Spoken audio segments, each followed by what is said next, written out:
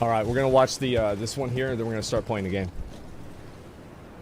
Yeah, I think I love this game.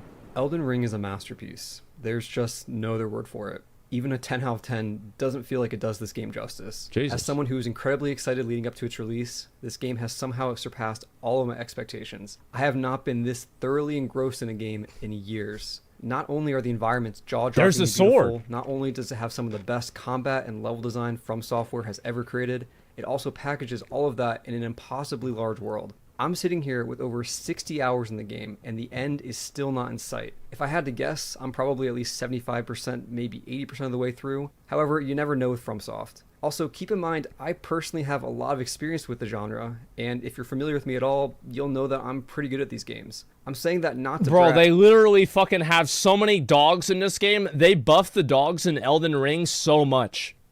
It's so frustrating, those 60 man. hours are very likely closer to at least 80 for the average player, and I wouldn't be surprised if it took some people over 100 hours to do everything in this game. And that's not even touching the online stuff, Oh, which no, will not increase that this number guy. significantly. So let's Oh, talk about no. it. Why is Elden Ring good? Why does it work? And quick note before we get into anything, this video will only contain footage from the first two regions of the game. And Okay. I'll do my best to not spoil anything major. If you've After this, footage we're from gonna start network playing. tests and a couple trailers here and there, you should probably be fine watching this video. I really do want everyone to experience the sheer joy and wonder of the big and small surprises in this game. What is And this I guy know how doing? special the first playthrough of a FromSoft title can be. I won't be going into any great What are you detail for the doing? topics in this video, so consider this just the broad strokes of what to expect and why I like this game so much. Okay. First off, I want to make sure we're all on the same page. This is a Souls game. It 100% has all of Dark Souls DNA, but Oh, cranked yeah, up to 11 100%. and placed in a truly open world. And if you're somehow watching this video without knowing what the Souls series is, they're the series of games by developer From Software, and quite simply some of the best action RPGs ever. And Elden Ring has somehow surpassed them. It's simply the best. The only reason you wouldn't want to play this is that you can't unplay it, and attempting to go back to other games that attempt similar things will be difficult. Even if you've somehow bounced off I felt the same way going back to Dark Souls 2 and 1. After playing Dark Souls 3 a lot and Sekiro, is like the combat in Dark Souls 1 even and 2 is just so much slower and in my opinion inferior to Dark Souls 3 and Sekiro. It's hard to go back and have the same level of like appreciation for it. earlier FromSoft games in the past, I'd strongly encourage you to still give this one a shot. And I'll talk Do you remember those guys right there, how I always snuck up on them and stabbed them? And I killed them before they could hit me? That is fucking why. Right there. more about that later. For now, let's move on and talk about the world, map, and structure of Elden Ring. The environments of this world are consistently some of the most beautiful and stunning that I've seen in gaming as a whole. Yeah. From the way the light pokes through trees as you're riding your horse, to how fog rolls across hills, the overworld is a treat to simply take in. The topography is also pretty crazy with how much this game plays with elevation, and from a purely artistic angle, I would don't agree think I've with seen a that for game sure. top this. And that beauty isn't limited to just landscapes. You can explore caves heavy with atmosphere that are pitch black dark without a light source, or maybe it'll start raining while you're So that's what that cave looks like. Wow, that changes everything. I had no idea. on the walls of a castle. It's so good. Also, I'm not usually a big graphics guy, but the shadows and the lighting and the Yeah. reflections, it's just Isn't that astounding to crazy? me how good it all looks. And it just gets better the more you play. There were moments where I legitimately had to set my controller down just to stare at my screen because of how awestruck I was. Yeah, I won't think show it's had these a to lot you of those because I points. want you to experience them for yourself, but wow. FromSoft has created some of the coolest looking areas I've seen in any game ever, and all of this is somehow contained within an absolutely massive map. I was expecting something less than half this size. If there's one thing I can guarantee that literally See, I thought that Limgrave was the only zone. Straight up. Like, I didn't know anything about the game. Like, I had no idea that there were more than one zone. I'm like, okay, this is a pretty big area. You know, we'll have to see what's going on here. Yeah, I thought it was the only zone. Because it's like, wow, this is huge. But no, it's even bigger than that. Oh my god. every reviewer will say is that this game is big. But anyone can make a big world. It feels Yeah. like that's pretty common these days. But what's not common is just how dense this world is with things to discover and do. FromSoft has proven See, for that guy's years doing that the way they're I- best I in do it. business when it comes to designing levels. Yeah. And they've extended that expertise into not only the I interior hate this dungeons, horse. but to the world itself. There is so much to find, and I kept catching myself thinking something like, surely they wouldn't put something here. Surely this is just empty space. But time and time again, I was rewarded for my curiosity. to be fair, there were also time and time again where I said, of course, after I jump over, these 7 different consecutive frame pixel perfect jumps with the horse that a mistake would kill your character, of course there's going to be a chest at the end of it. And then you get to the end of it, and there's not. When exploring. Bro, what? How is there a cave here? Oh, shit. How is there a cave here? It's a fucking That's big a cave. big chest. Even beyond finding marked Holy locations shit. on the map, there's little things added to fill the gaps, like wandering enemies, carriages pulled by giants, bosses. I feel like these carriages and like different types of like combat between NPCs in the game really serves to expand the scope of the game and make it feel more like an actual living world rather than just like a game that you're going from point A to B in. And so, yeah, I think that's a big difference. And even giant bears. And side note, the pure panic of getting chased by a bear the size of an elephant that can knock down trees is really something that I think everyone Wait, should there's experience. more than one And of those side note, for bears? that side note, destructible environments really make these encounters with large enemies feel especially grand and dynamic in a way that they never have before in past FromSoft games. So anyway, you're exploring. Fighting and that you find a dragon was cave or really some cool. Catacombs or something else. What is this side content actually like? Now, after the network test, there was some concern that this side stuff would be too short or simple. And quite frankly, what was shown off back in November was pretty lacking. At the time, though, I felt that these were just introductions and not necessarily reflective of how they'd be for the entire game. And I was right. After the intro section, the length and complexity of these areas skyrockets, and they only continue to get markedly better the deeper you get into the game. Despite how many there are, there wasn't a single one where I felt like FromSoft phoned it in. Areas like Catacombs, for example, get no... There wasn't a That's a new one. Look at that. He's got the staff and not the sword. He's got 3 heads, too. I haven't even fought that guy yet. Single one where I felt like FromSoft phoned it in. Areas like Catacombs, for example, get noticeably more devious and memorable, with plenty of tricks and traps and loads of secrets hidden within. Some of the best content in the game is in these side areas, and I found myself spending anywhere from 15 minutes to sometimes hours in just one of these sections. Again, it does start out pretty simple and short early on, but trust me, you'll quickly find some lengthy stuff. That brings us to the structure of Elden Ring. If I had to give a number, I'd say roughly 85 to 90% of this game is quote-unquote optional. In that sense, it's kind of like Breath of the Wild in that you're exploring around at your own pace. Actually, 100% of the game is optional because I don't have to play it. Yeah, he's wrong about that. Yeah. Why watch this, by the way? I just want to see what he had to say. Stronger before tackling the main stuff. And this takes many different forms. Maybe it's a dungeon, maybe it's a cave, maybe it's an overworld boss, maybe it's an abandoned village, maybe it's a castle, maybe it's a bunch of things, and I should stop reading off a list. The point is, there's a lot to do, and FromSoft has managed to make all of it engaging and worthwhile. And that's achieved primarily through 2 things. But we need to go over there. 1, the raw quality of the level designs, enemy designs, and boss designs, and 2, the power of secrets and surprises. 1 minute you might be finding your new favorite weapon, and the next minute you might stumble across an NPC questline. These sorts of surprises are spread out everywhere, and the effect that this has is that it makes you want to check every part of the map. There isn't obvious filler content like you might find in other open world games. It's that classic FromSoft quality of handcrafted design, but expanded to an absurd degree. Well, I mean, they've worked on this game for like 3 years, so it makes sense. Like, it's not like this shit came out in a year. This has been in development for a long fucking time. Now, watch an objective video review. I understand, like, this same thing happened to, like, Ashes of Creation, and it happens to other games, too, where, like, once a game gets very popular and a lot of people like it, there are people that just, like, reflexively don't like it and say it's bad just to go against the flow. Like, the game it's a good game. Yeah, it's a good game. In the network test video, but instead of thinking of this game in terms of other open world games, think of reviews are to a degree Dark Souls levels fundamentally of subjective. Smaller Dark Souls levels scattered around throughout it. You know, the more I think about it, this game feels like 2, maybe 3 Souls games mashed together with how much there is to do. It's incredible. I could see What about that. the rest of the game? What about the areas that aren't optional? These are essentially extra big traditional Dark Souls levels with the level design fans like myself have grown to love over the years. Stormveil Castle, the first one, is roughly the size of the entirety of Boletaria from Demon's Souls, if not larger. And this size and complexity is maintained for the entire game with the rest of them. Some even get bigger. Straight up, these are the best. I don't know. I haven't gone through the whole castle, but it's pretty fucking big. I'll tell you that.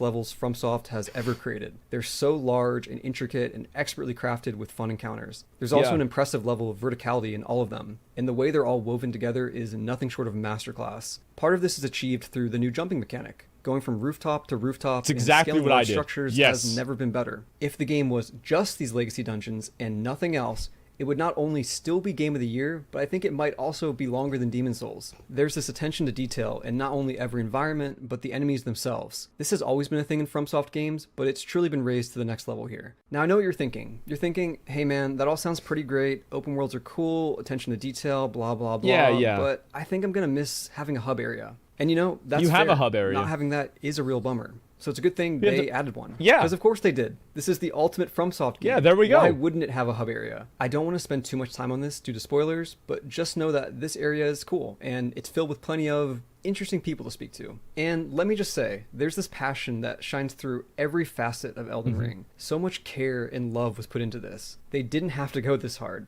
They really didn't. On top of that, they still have the confidence to hide some of the coolest things in random corners of the map or behind fake walls. This has been a thing since Dark Souls, but it bears repeating how insane it is that they do this. What other developer in the AAA space would trust the player enough to put some of the best stuff in the game behind some random wall? I don't think there is one. That's enough about the world though. The combat is the real meat of this game, so let's talk about it. Quite simply, this is an evolution of the combat from Dark Souls 3, but it's been refined and added to so that it's better than ever. I think it's a combination of Dark Souls 3 and Sekiro, if I had to guess. I know at a glance, a lot of it might look very similar to Dark Souls 3, but Yes, trust me, it does. this feels so much better that it's hard to imagine going back. All of this is the result of lots of fine-tuning to get the speed of the animations and the numbers involved with all these attacks just right, along with designing enemies to complement the whole system. There was a moment where I realized that I had unconsciously been using my entire moveset for each Oh, weapon wait I a tried. second. You can do the Involved with all these Bloodborne attacks thing? just right, along with designing enemies to complement the whole system. There was a moment where I realized that I had unconsciously Oh my God, been you using can. my entire moveset for each weapon I tried. Even the jump attacks and even the weapon arts. Jeez, If you're a this guy's longtime just fan beating the of shit FromSoft, out of him. You'll know how crazy that is. In past games, it's far too easy to rely solely on R1 or light attacks. To Who get would through do that? 99% of encounters and bosses. And why Yeah, wouldn't you? well, It's the most what efficient moron option would do in those that? games. And FromSoft must have noticed this because they tweaked things and added new mechanics so that every part of the moveset is actually useful and feels right. The two big mechanics they added Oh, were here we guard go. counters and breaking an enemy's stance. To guard counter, you just block an attack either with a shield or while two-handing a weapon, and then you press heavy attack to do a very quick and very strong counterattack. This alone speeds up the pace of combat immensely and makes defensive playstyles much more active than they've ever been. As for stance breaking, basically every enemy and boss in the game can have its stance broken, and when that happens, you can follow up with a critical hit. The fastest way I think that's the same thing with Dark Souls 3 though. Like you can break Gale's stance even. Like there's so many bosses where you can actually break their stance. It's just not it's not easy to do, so most players never even have that happen. Yeah, they all have stagger bars almost in Dark Souls 3 too. Not really, you can't stagger everybody. You could, like, who can you not stagger in Dark Souls 3? Midir? Yorm?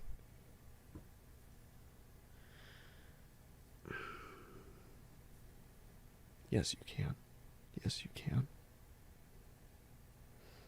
You can stagger. You can stagger Midir. Like, you can do it. Like, what do you mean you can't stagger Midir? What are y'all talking about? What do you mean you guys can't stagger Midir? Oh my God, how y'all played these games? What? You can't stagger him? The fucking visceral attack for Midir does like 20% of his fucking health. How is this?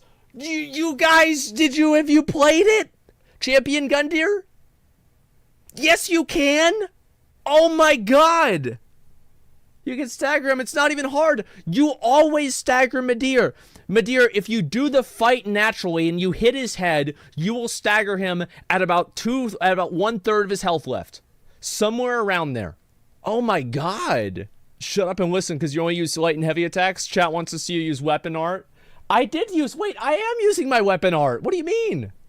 break an enemy's stance are heavy attacks, jump attacks, and guard counters. So boom, that's the trick to making these attacks worth it in a way that they weren't in past games. Combat just feels good. They nailed it this time. I kept switching weapons throughout my playthrough in a sort of disbelief, thinking maybe I just happened to choose one that Fuck felt the whip. good. But no, they all The feel whip good, sucks. and the effort that must have gone into that deserves to be recognized. And that's honestly just scratching the surface for the combat in this game. You also have horseback combat, which feels so natural and fluid that I was confident is using really- my horse holy at shit. every opportunity. There's also range combat and magic. For magic, there are so many fun spell options in this game, and I won't get into That's it a here, really but I will badass say spell. I recommend putting at least a few points into intelligence or faith so that you can try it for yourself. My first playthroughs of FromSoft games usually involve purely melee, but this time I decided to try a bit of everything because it was just too much fun and mixed in with the melee better than ever before. And the fact that you can charge most spells for extra damage adds a surprising amount of depth that simply wasn't there in past games. Yeah, that's cool. You can also customize the weapon arts for weapons too with Ashes of War that you find. There I'm gonna are probably use that today. so many of these. For example, there's now a couple dozen options for what move you want to add to your standard longsword. And on top of all of that, there's dual wield power stancing, which means a whole extra move That's set added really for every fucking weapon cool. type in the game. Holy in summary, shit. The sheer amount of choice that you have when it comes to God building your damn. character and choosing your weapons and spells is larger than it's ever been. And thinking about the potential replay value that this adds is just wild. Next, I want to go over a few other new systems and mechanics that were added to the game and give some quick thoughts on them. Crafting. Yes, you can collect materials and craft now, but don't worry, if the thought of that annoys you, you can mostly ignore it. While I myself wasn't annoyed, I didn't engage with this too much outside of crafting arrows and cures for stuff like poison. Spirit summoning. Most boss fights let you summon the spirits of enemies to help you. Again, I didn't engage with Yeah, this. it makes it way easier. Like, it makes it way, way, way fucking easier if you spirit summon. Like, I don't use summons because I feel like it's cheating. Like, I feel like if you use a summon against a boss, you've just basically admitted that you can't beat the boss. A whole lot either, but it's a great option to have, especially if you're struggling and want a bit of extra help while playing solo still. Stakes of America. These are essentially checkpoints added before most boss fights that let you retry immediately after dying. And Looks I like me, appreciate dude. them. Dying has Fuck never that been less boss. frustrating in a FromSoft game. And I'm sure some people will see this as a concession, making the game less, quote, hardcore, but take it from a longtime fan to say that running 2 minutes back to the boss was never a highlight of those games. And you can now... It was just dog shit. Yeah, it just sucked. Like, that's all there was to it. Like, running back to Blue Smelter Demon or back to Sir Alone, it's trash. It sucked. Like, that's not... Yeah, that doesn't make the boss harder. It just makes your experience worse. Spend more time doing the fun stuff. In fact, I was encouraged more than ever to attempt bosses I was clearly underleveled for, just because of how little friction there was with failing this time around. Every boss that I've Lastly, fought I've been stealth. underleveled You can for. now crouch to sneak around. This is a great addition that makes engaging enemies a bit more thoughtful. Don't expect anything crazy like stealthing an entire camp Assassin's Creed style, but it's a fun That's new way to literally what I engage did, though. or potentially What do you avoid mean? groups of enemies. Also, I want to briefly talk about the difficulty of this game because I know this was discussed a lot before release, and I have some thoughts on this. Overall, I would say FromSoft nailed it. They somehow made a game that's not only fun my and challenging God. for longtime fans like myself, That's really but one cool. that's simultaneously accessible for new players. How is that possible? Well, it comes down to the structure of the game itself. Because it's open world, and because you have the choice of doing 100 things at any given time, Holy shit, that means you dude. can always just leave if you're struggling and come back later when you're stronger. That's what I did, If you're yeah. more experienced like myself, you might not need to do this too often, but if you're new, this is a valid option and one Exactly. that the game seems to welcome. And for the And that's one thing that I feel like a lot of Elden Ring players aren't understanding. Is they're not understanding the fact that they can actually just, if you're getting fucked, you just go and do something else instead. record, even I myself had to leave areas occasionally. There were several times where I found a boss I was massively underleveled for and just couldn't do it. So I marked my map Jesus. and came back later. This is a double-edged sword though. You can unintentionally trivialize content by discovering it when you're overleveled or overgeared. From that perspective, this game has the potential to be Yeah. easier than past FromSoft games for experienced fans. This happened to me a few times, but I think it's just an unavoidable result of the game's open structure. They could have I think scaled it's not just the open structure, it's the fact that you've like, this guy has probably beaten every single From Software game at least twice. You are experienced in the game. You are the initiated. Of course it's going to be easier for you.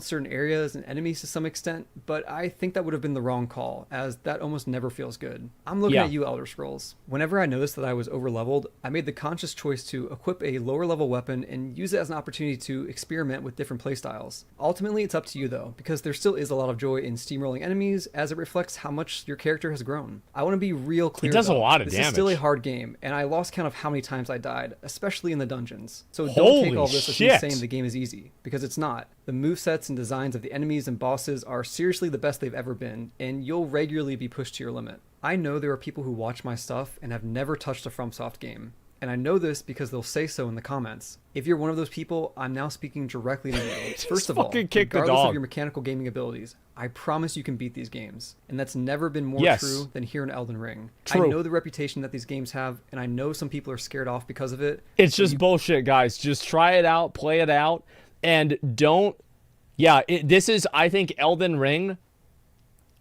From what I've done so far, I think Elden Ring is easier than Dark Souls 3 if you play it the way that makes it easy. Can do this. If you're struggling, you can just leave and come back later, experiment with different playstyles, or summon someone to help you online. These games are not Kaizo Mario levels of difficulty, not by a long shot. If you're patient and willing to learn, I guarantee you'll beat this game. Next, I don't usually talk about game performance in my videos, and I'm not sure where to put this in, but I do want to make a quick mention that the PC version currently has some slight frame stuttering at times. It does. Typically just in the overworld. My guess is that it's some sort of issue with loading things in. I talked with a few other people to confirm it wasn't just me. This is by no means game breaking, and as a whole, the game still ran perfectly for me. What sucks about that is that it happens on the Tree Sentinel, like really bad, and he's like one of the first bosses. So like a lot of people's first impression of the game is that it runs bad. Like that's a huge fucking issue. 95% of the time. There's apparently going to be a day one patch that will hopefully address this, but this is unfortunately a thing, and it's worth knowing if you're getting this game on PC. Now, if you've really taken to heart everything I've said, I'm just going to assume you're going to play this game for yourself, so I have a few suggestions to help you have the most fun with this game. Okay. First, I know a lot of people are looking forward to playing through the entire game with a friend, and while you can do that, I'd advise not exploring the open world sections too much with a friend. The reason for this is that it's just too big. There are certainly sections that are suited for co-op, but I think a lot of this game is very much designed with your horse in mind. And since that's disabled for co-op, you're probably better off doing that it's part alone. disabled? By all means, though, if you come across an overworld boss, invite a friend for that. And it goes without saying that the side stuff like caves and I didn't even know catacombs, that. along with the legacy dungeons, are perfectly suited for co-op with a friend. My next piece of advice is take your time. That's crazy. This game is dense, and it's incredibly easy to miss huge areas of side content. With Limgrave especially, the starting zone, really take your time. Not only will you find lots of important gear and upgrades. I want to go through the rest of that Morningdale area. I know it's not Morningdale, it's from New World. It's Morn Castle, the rest of that area before I move into the rest of the castle. Because like I don't want to overlevel it. But you'll also find NPC quest lines that continue throughout the rest of the game. Also, it's going to be disappointing if you come back to explore Limgrave 40 hours in and you're two-shotting the bosses. Exactly, so that's why I want to do it now. This game will reward you for it. My last piece of advice is experiment with different playstyles. This game dumps loads of upgrade materials on you, and there's an option to respec multiple times later on. The fucking don't stress anchor. too hard about committing to one thing or min-maxing your build. If you find something cool, just put enough stats in to try it out and have fun messing around. And yeah, I think that's enough to get you started. At the end of my Elden Ring network test video, I closed it by saying it's not often that a high-profile game lives up to the hype. And now, after spending the last week playing it non-stop, I can safely say that, for me at least, it has. This is a game people will be talking about for years, and it's one that I think everyone needs to experience for themselves. Thanks for watching, and good luck in Elden Ring. How is it that everybody has that sword except me? The only person that wants the sword doesn't have it. That's a good video. I felt like it was good. It's pretty much what my experience has been. Actual fanboy? Well, yeah, he likes the game. That's true. Yeah, that's about right. That doesn't mean that it's a bad game. What do you mean? He's biased? What if you're biased? Like, well, how do I know you're not biased against it? Yeah, it's like, well, what does that mean? You can be biased and right too? Yeah, everybody's biased. What does that even mean? Okay, let's go back over here and we'll see what this is here. Chat's dumb today. It's again, like this is what happened with that other game, not Lost Ark. It happened with Lost Ark 2, but like Lost Ark, the thing is with like Lost Ark, I looked earlier today, like Lost Ark is still popping off. It still has 800,000 people, and there's a lot of guys like me who aren't playing Lost Ark right now because we're popping off in Elden Ring. And we're going to come back, we're going to play it afterwards. Gentlemen, I think it's fucking time that we play the game.